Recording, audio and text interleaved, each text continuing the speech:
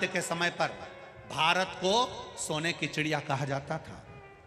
सोने की चिड़िया कहलाने का अगर हक है तो राजा विक्रमादित्य को है। सोने की चिड़िया, सोने की चिड़िया। 7,32,000 वैदिक गुरुकुल विद्यालय भारत की भूमि पर विक्रमादित्य के समय पर चालू हो चुके थे। वो तो जब गुरुकुल 7,32,000 गुरुकुल या भारत की भूमि पर संचालित हो रहे थे, तब ये जो स्कूल होने, ये तो आपका इंग्लैंड में सबसे पहला स्कूल 1811 में बना था, 1811 में। और उसके पहले 7,32,000 गुरुकुल भारत की भूमि पर चल रहे थे। केवल स्कूल में और गुरुकुल में जमीन और आसमान का अंतर है। स्कूल आपको नौकर बनाना सिखाते हैं और गुरुकुल आपको राजा बनाना सिखाते हैं। स्कूल में और गुरुकुल में जमीन आसमान का अंतर है। स्कूल आपको नौकर बनाना सिखाएंगे, इंजीनियर बन जाओगे तो कहीं नौकरी मिल जाएगी, अच्छी कंपनी में जॉब करोगे, अच्छी कंपनी में सर्विस करोगे। स्कूल वाले ये कभी नहीं कहते कि अपनी कंपनी डालने का प्रयास करना, पर गुरुकुल में गुरु कहता है अगर तू विद्वान बन गया तो तेरी खुद की कंपनियां चलेगी, तेरे साथ महादेव साथ चलेगा। स्कूल में और गुरुकुल में जमीन और आसमान का अंतर है। स्कूल में पढ़ाया जाता है कि तुम अगर पढ़ लोगे तो कहीं ना कहीं, तुम भी कहती हो, जितनी माताएं बैठी हैं इनसे पूछो अपने छोरा छोरी को एक ही बात कि अच्छा पढ़ ले तो कहीं नौकरी मिल जाएगी। मतलब तुम भी चाहते हो कि तुम्हारा छोरा कहीं नौकरी करे, कहीं नौकरी करे, कहीं नौकरी करे, कहीं नौकरी करे। मतलब वो दुनिया भर की। इंग्लैंड में स्कूल इसलिए चालू करे गए कि भारत के लोगों को गुलाम बनाना था अपनी कंपनी में, अपनी प्रॉपर्टी में, अपनी जमीन पर, और उन्होंने करा। भारत के लोग जाकर आज भी उनकी गुलामी कर रहे हैं, आज भी नौकरी कर रहे हैं। अगर इतने पढ़ लिख गए थे, इतने विद्वान हो गए थे तो भारत के नवयुवक बच्चों को प्रेरणा देते और कंपनी यहां खोलकर उनको आगे बढ़ाने का प्रयास करते। विदेश भागते। राजा विक्रमादित्य ने यह कुछ नहीं करा। राजा विक्रमादित्य ने, जरा विचार करिएगा, 25 राजा विक्रमादित्य जब सिंहासन पर बैठे, उसके पहले के 25 वर्ष में सनातन धर्म शून्य पर आ गया था। उठाकर देखिए जरा। राजा विक्रमादित्य जब अपने सिंहासन पर बैठे, उसके पहले के 25 वर्ष, उसके पहले के 25 वर्ष सनातन धर्म को शून्य कर दिया गया था। शून्य। सनातन धर्म नीचे दबता गया, दबता गया, दबता गया।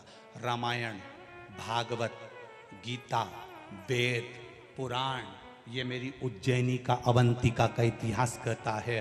पूरे भारत की भूमि पे से रामायण, भागवत, गीता, वेद, पुराण सबको छुपा दिया गया। ऐसी जगह छुपाया कि किसी के जिंदगी में जीवन भर मरते मर जाता तो ना रामायण ढूंढ पाता, ना वेद ढूंढ पाता, ना पुराण ढूंढ पाता। जो पुराण तुम सुन रहे हो ये भी नहीं मिल पाती। सारे वेद, सारे पुराण, सारे शास्त्र, महाभारत, रामायण, गीता, ये सब कुछ 25 वर्ष के अंदर, जब तक राजा विक्रमादित्य कुर्सी पर, सिंहासन पर नहीं बैठे, उसके पहले के 25 वर्ष में सबको छुपा दिया।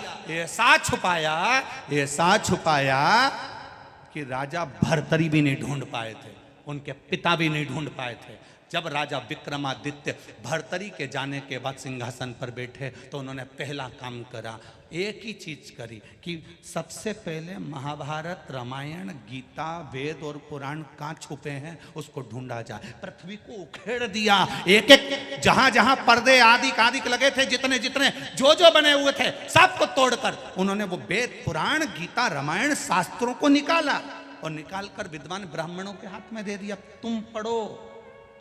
पढ़ने के बाद इसका प्रचार पूरे ब्रह्मांड में करो। आज वापिस सनातन धर्म अगर भारत गौरव के शिखर पर चढ़ा है तो राजा विक्रमादित्य के कहने पर चढ़ा।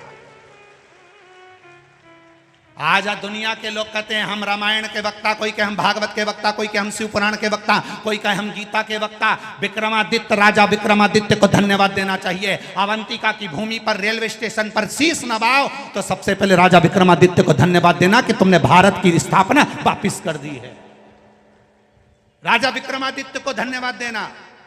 अवंतिकापुरी में जितनी पाठशालाएं चले, उन पाठशालाओं में एक पुस्तक राजा विक्रमादित्य की भी चलना चाहिए, जिसने इस अवंतिका का निर्माण नहीं, पूरे भारत को सनातन धर्म का निर्माण करा है। ये कोई सहज है राजा विक्रमादित्य? बस उसकी 2-3 कहानी सुना दी, 32 की कहानी सुना दी और सिंहासन की कहानी सुना दी। उसके गौरव की कहानी कौन सुनाएगा? उसके इतिहास को कौन जानेगा? उसको पहचान जो चलता था तो काल अधिपति के शिखर को देखकर चलता था। रानी कहती थी मंदाला, स्वामी आप बार बार महाकाल के शिखर को क्यों देखते हो? रानी से राजा एक ही बात कहता था, एक दिन मुझे भारत को उसी शिखर तक पहुंचाना है, उसी शिखर तक, उसी शिखर तक। पूरी दुनिया के शिखर देखना और एक बार मेरे महाकाल राजा का शिखर देखना। पूरी दुनिया के शिखर में केवल शिखर नजर आएगा, पर मेरे महाकाल के शिखर में एक गोल चक्र, उसमें किरणें निकलती हुई नजर आएगी, क्योंकि महाकाल के शिखर को राजा विक्रमादित्य ने कहा था मेरे भारत को शिखर तक पहुंचाना है और सूर्य की किरण जैसी फैलाना है। इसलिए आज भी महाकाल पर सूर्य की किरण का शिखर चढ़ा है।